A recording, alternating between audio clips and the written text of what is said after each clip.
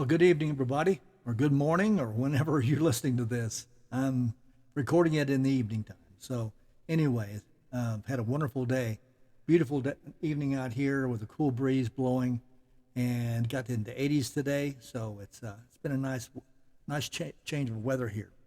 I'd like to talk to you tonight or today about a topic that I think is really interesting. I'm trying to go to the basic about Christianity, as you know, some basic topics that I think that we need to go over and to cover and discuss that really is the basis of who we are and our faith and how we project our servanthood and our allegiance to God and how He can use us.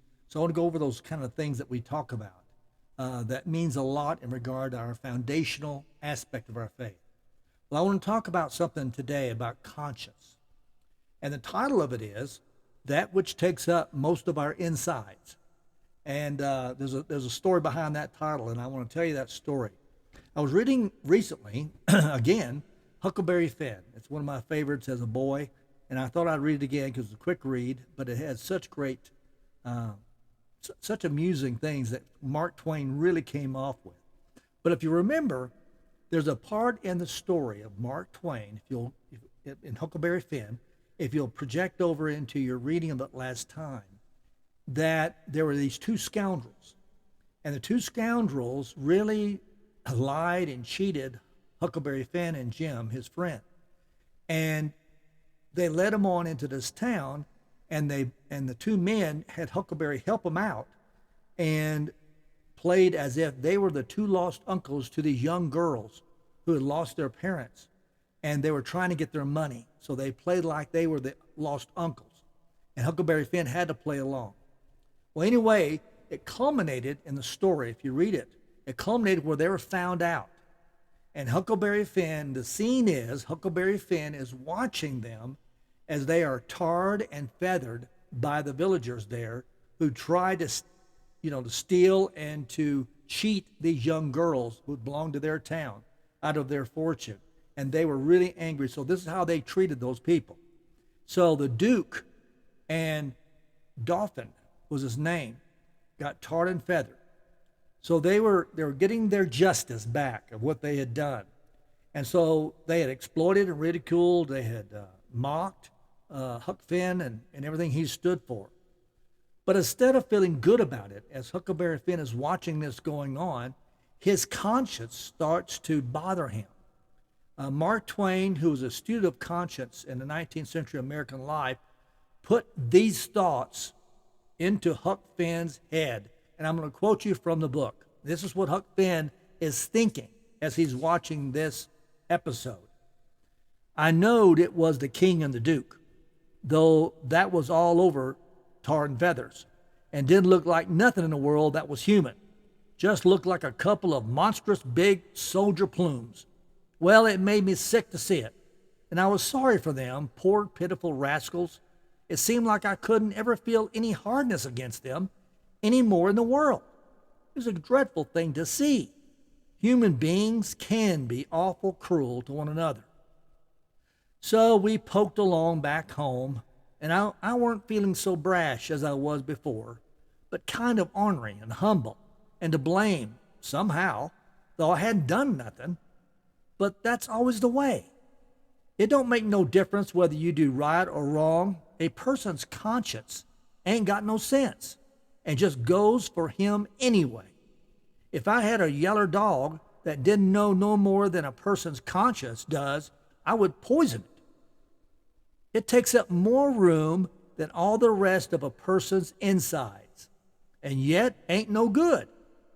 Tom Sawyer, he says the same. Isn't that a great little episode there? That thing called conscience, which takes up more room than all the rest of a person's inside. It's a mysterious thing. It's an enigma. It may hound us and make us miserable, but it also saves us from a lot of grief.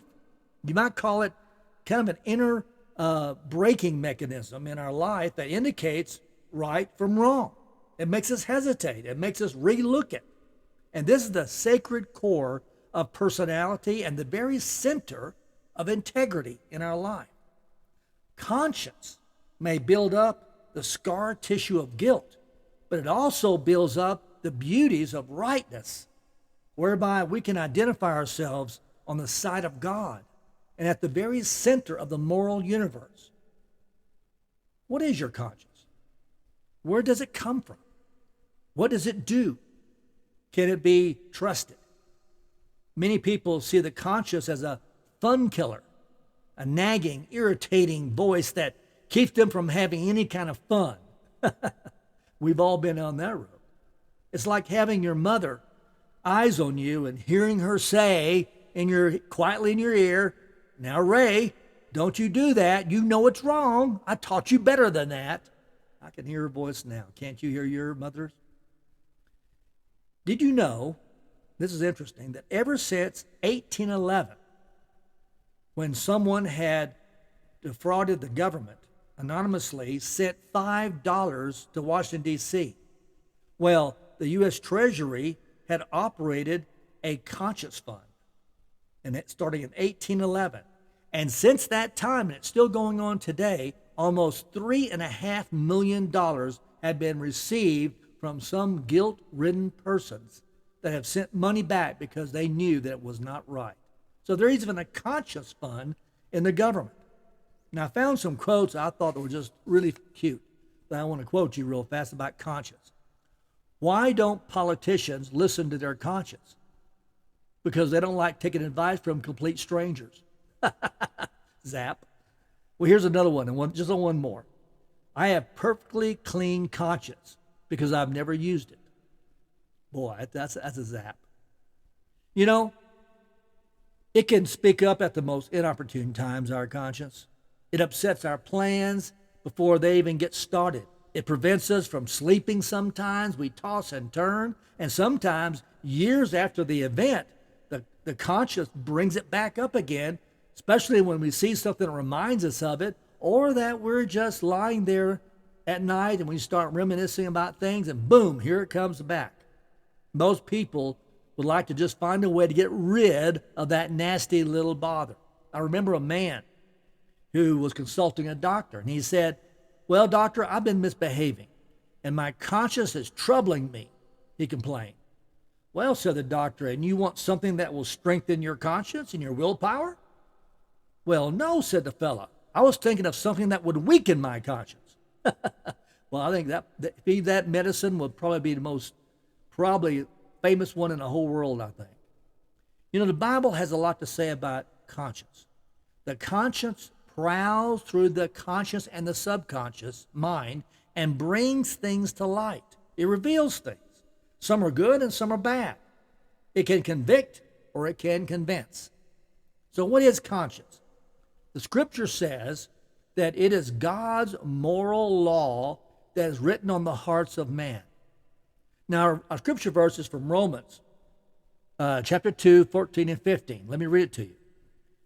When the Gentiles, who do not have the law, do by nature the things required by the law, they are a law unto themselves, even though they do not have the law, since they show that the requirements of the law are written on their hearts, their conscience also bearing witness, and their thoughts now accusing, now even defending them. Well, that's what we just talked about, straight out of the book of Romans from St. Paul. In the Old Testament, God promised to write his law on their hearts. Not the Mosaic law, 10 Commandments and all that Leviticus type stuff, but the moral law. So, conscience is God's light in our heart, revealing God's moral laws, convicting us when we live contrary to those laws. It's been drilled in me, and knowing that these laws are so important by my parents. In my military career, as I was in the Army for so long, they taught us these decision-making ways about steps, how to make wise and very intelligent and much more accurate decisions. And they had a process to do it. And it was drilled into me over and over again. So I thought, in this lesson, I would take those steps of making a decision and convert them into a Christian list of how Christians need to make decisions. So I've came up with 7 steps, okay, for making wise decisions. Now, before we get to that, let's think about it a little bit more. We are shaped by our choices, and some have life or death consequences. This Christian decision-making process can maybe help us make those wise decisions. There was a researcher from Columbia named Sheena Iyengar had found that the average person makes about 70 conscious decisions every day. Now that's 25,550 decisions in a year. Over 70 years, though, you add it up, you've got 1,788,500 decisions. That's on the average. No wonder we're tired. I mean, that's a lot of decisions. Albert Camus, a great reader I like to read, said this: life is the sum of all of our choices, which means is if you put all those 1,700,000+ together, choices, then that's who we are. Our choices makes us who we are. So let's go to those 7 steps and see if they can help you as they help me and on how to make a decision using our conscience, our wisdom, and experiences, pulling them all together in this sense. There are 7 steps. Let me go through them real fast. Number 1, direction from God. Define the problem or opportunity. Dig out the relevant information. Determine the alternatives. Deliberate. Decide. And then do. That's the 7 right there. The 7 D's I call them. Now, decisions come in all shapes and sizes every day. Every day we face decisions about what to eat, whether we should exercise, can we take a walk today, what we should wear when we get up, how to use our time for the day. Everything's decision, decision, decision. I remember ordering coffee when I was growing up, when I was younger. And all you had, choices you had was caffeinated or decaffeinated, sugar, cream, or just black. And that was it. Man, you go to some of these like Starbucks and places like that, there's all kind of coffee shops. It's like taking a loan from a bank. I mean, you ask so many questions about buying just one simple cup of coffee. These are literally thousands of options available all the time. And over the years, these regular decisions generally become habits. Now, I want you to think about that for a second. Over and over decisions become habits. And we don't think about them very much. We just do it. If we have guided these small decisions well from the start with very good intent, we don't have to worry about them anymore, about them being a bad habit. When we haven't been making wise decisions, however, even these seemingly small choices can blossom into some very serious habits, like procrastination and unhealthy lifestyles and other things like that. We also have fairly regularly run into larger decisions that may have bigger, immediate, and long-term consequences. For example, what do we do with our money and our belongings when we die? How do we put it in our will? Who takes what from our family? Where will we live? We live in our same place right now. What decision do we have to make in order to be able to live in a place we need to live? Do we live near family, near children, near close friends? And then even possibly, what church do we need to go to? Maybe we have that. We're wrestling with that thought right now. Or maybe our family is. Then there are the moral decisions that we have to make and choices we're faced with.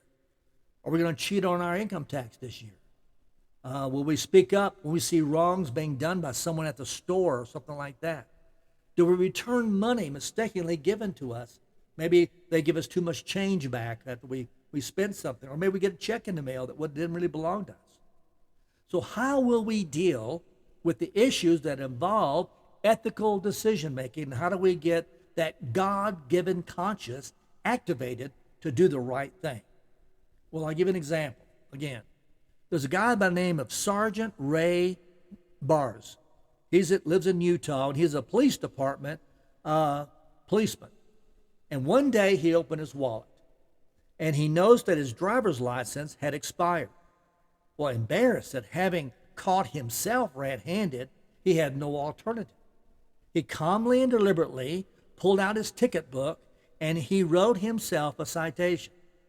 And then Baraj took the ticket to the city judge, who fined him $5. And he said, Baraj said, "How could I give a ticket to anyone else for an expired license in the future if I didn't cite myself?"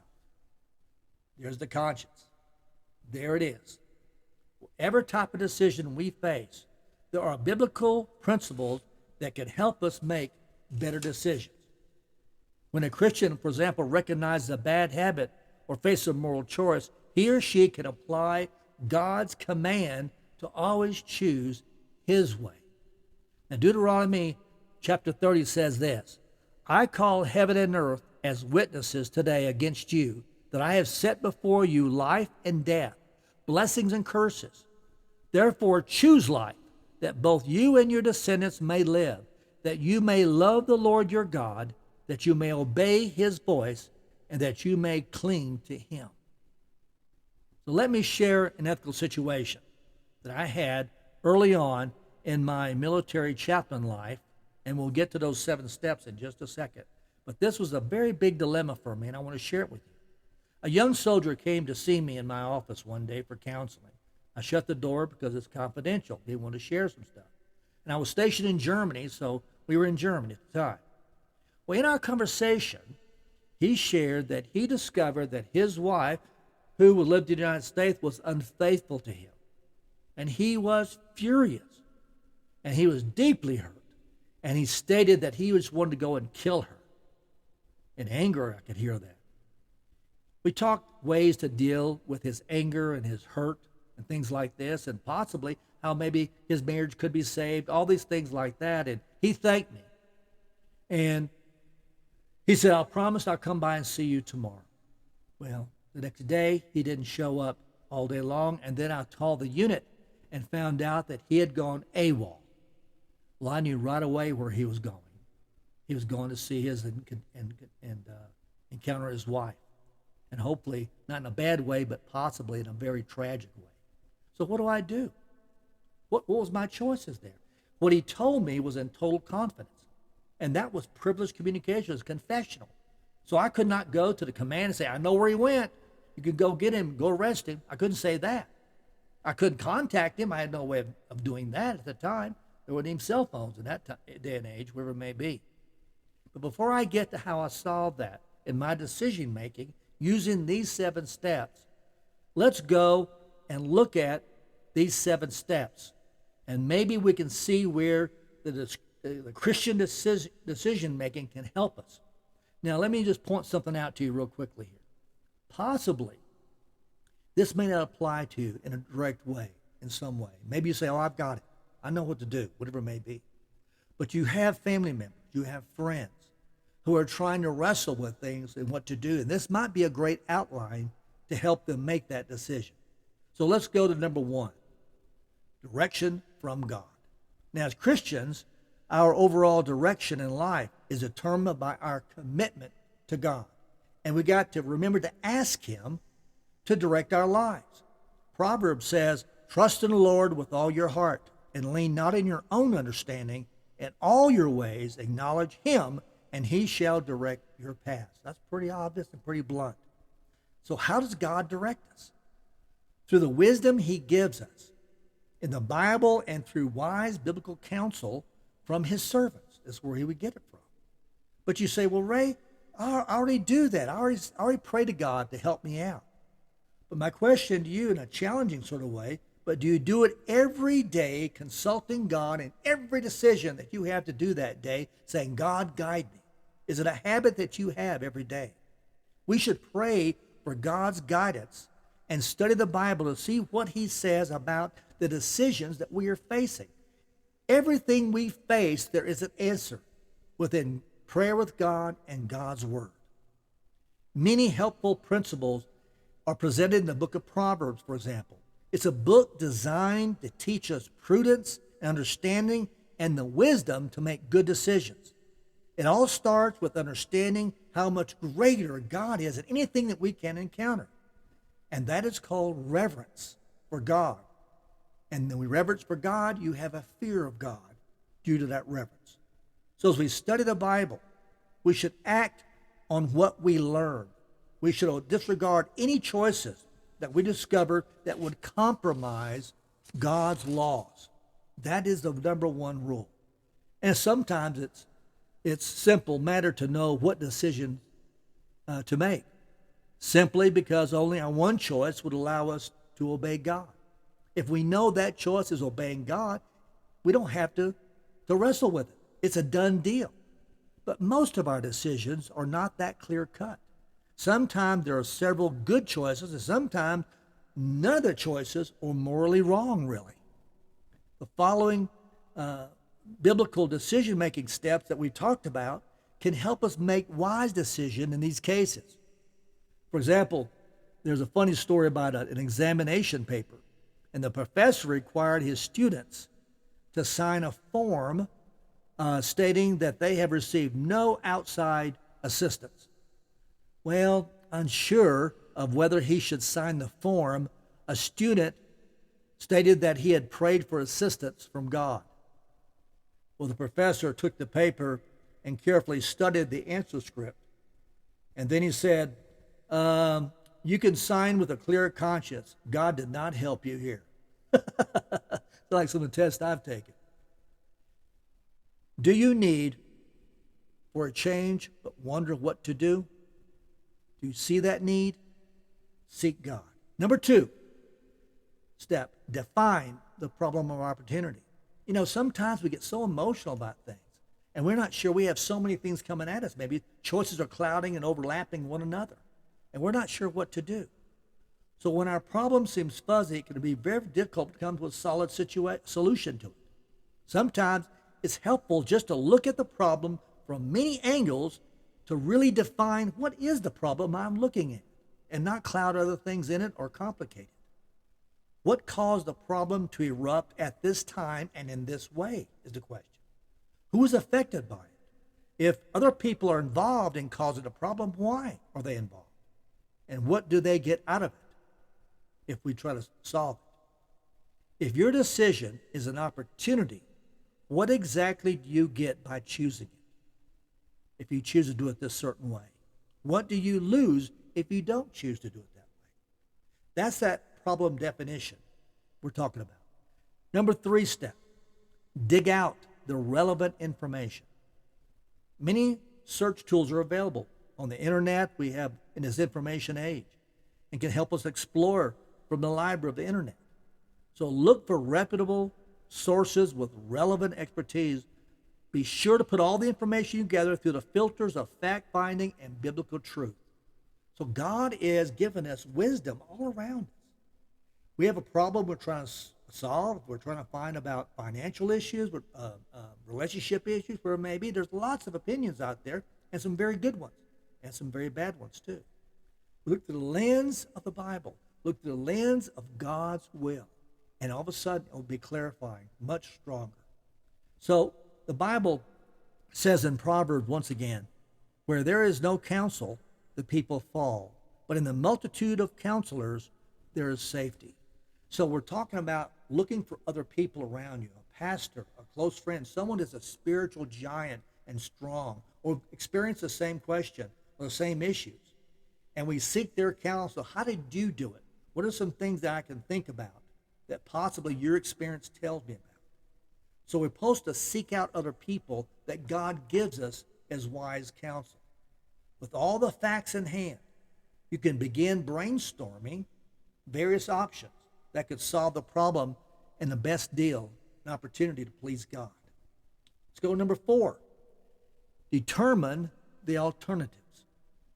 With all the facts in hand we just had now, you can begin brainstorming all the things you need to do, like I just mentioned before, to find out exactly what my choices are. There's a lady by the name of Selma Elmore, and I guess her conscience was bothering her because in October of 2010, the 44-year-old woman flagged down a police car in Laughlin, Ohio, to ask if there was a warrant out for her arrest. After the officer checked it out and informed her that there was, she then ran away. Now, her previous warrant was for failing to pay a fine, a small thing. But now she had a new problem, resisting arrest with much more serious consequences than what she has to do. Sometimes we try to pretend as if we have not sinned and we run away from the consequences, but we always end up getting in worse trouble than before. We have to look at, we have to figure out and define exactly what we should be doing in the circumstances that we have in front of us, the choices we have. So combining and concentrating all the information gained from the previous step gives us several possible choices. And depending on the situation, it can be very valuable to explore outside the box solutions possibly. This is very true when the obvious answer is not so obvious. We have to try to look at other things. How long should we spend on this step? I pondered that a little bit. That depends on our deadline and on understanding our own personality. Some of us might be tempted to cut short this stage in the interest of reaching a closure as soon as possible, just get it over with. And this could be a problem if we don't have all the options to pick from that are very clear what's the best options in front of us. Others might be tempted to continue and stay here for too long because they're afraid to move, they're afraid to make a decision. And this too could be a problem because we can put off a decision too long and we miss a deadline that possibly puts us in a worse situation. So we have to decide we have enough options and move on to step number 5 now in the decision-making process as a Christian. Deliberate. Weigh the options. Include the options of doing nothing. One often overlooked factor to weigh is how much each option will help you grow in knowledge, skill, or character, and on faith in God. Make a list of pros and cons, what each one of these choices would be. Weed out the worst ideas and examine the best ones that are in front of you. And this process, the decision process, includes making a list of all the pros and cons. And that's what Jesus talked about. Let me go to Luke 14. He said, "For which of you, intending to build a tower, does not sit down first and count the cost, whether he has enough to finish it?" Pros and cons. Deciding to commit our lives to God in baptism or to remodel our kitchen. We need to count the cost and weigh the options. You know, good old wise King Solomon pointed out the importance of looking ahead to foresee the possible results of our decisions. He said in Proverbs, "A prudent man foresees evil and hides himself, but the simple pass on and are punished."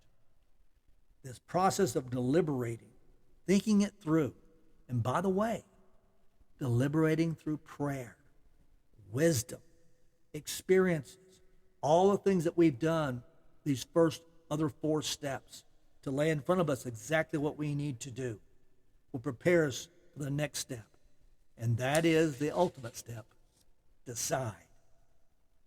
All the research, all the thinking, the praying, the counseling, the analysis, the pros and cons of what's the best way to do it. This one should be easier. Another prayer for guidance at this point. An additional consultation with advisors can give us the confidence to then make a wise decision. When facing hard decisions, two options that seem equally good, there are some other factors to consider. First of all, trust your heart. If you pick the option you feel best about it, you're less likely to second guess yourself. If your heart doesn't give you the answer, then trust your closest advisor, your cheerleaders. He or she will be there to support your choice if you made. Your closest advisor is also unsure, then you do the third thing. Choose the option that leaves you the most options. Okay? Let me define that for you.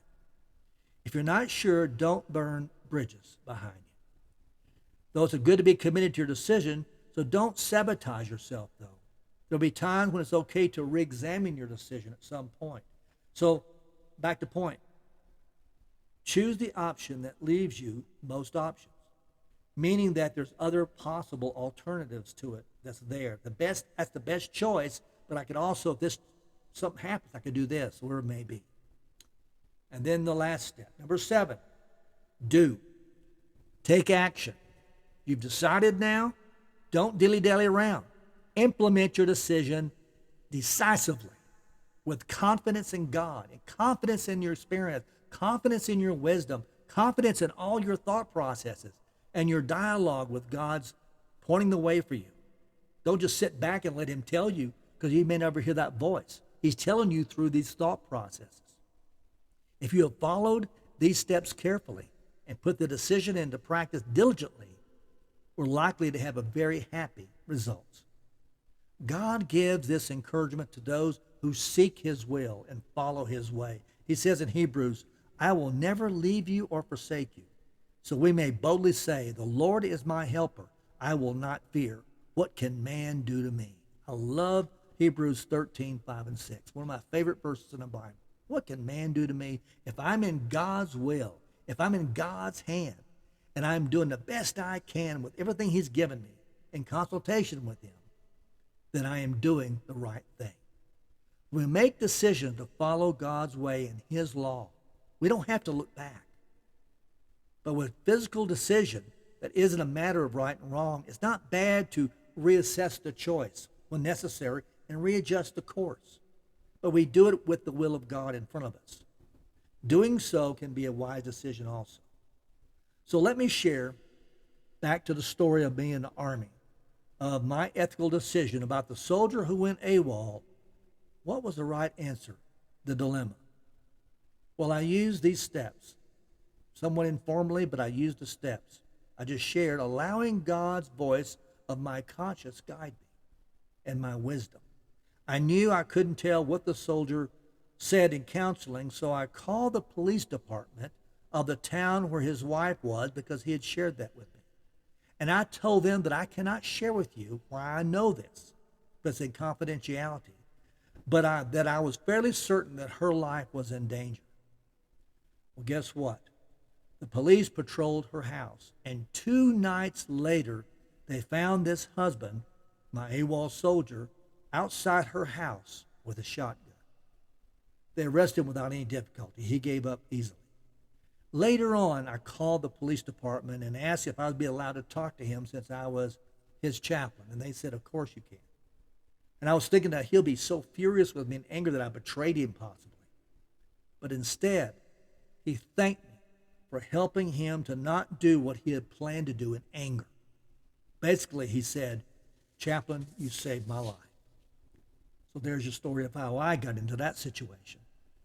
Listening to God's voice of conscience, thinking through the dilemma, and acting on it in the best way was blessed by God and resulted in the right choice being taken. I want to close with a story to you to kind of pull it all together. A wise woman who was traveling in the mountains found a very precious stone in a stream. Well, the next day she met another traveler who was hungry, and the wise woman opened her bag to share her food. The hungry traveler saw the precious stone and asked the woman if he could have it. She did so without hesitation. The traveler left, rejoicing in the good fortune. He knew the stone was worth enough to give him security for a lifetime. But a few days later, he came back to return the stone to the wise woman. I've been thinking, he said. I know how valuable a stone is, but I give it back in the hope that you could give me something even more precious. Give me what you have within you that enabled you to give me something more precious. Give me what you have within you that enabled you to give me the stone. Shakespeare said it best. A peace above all earthly dignities, a still and quiet conscience. Well, are you at peace with yourself and your conscience? How are your insides doing? May the Lord bless you this day. God bless you.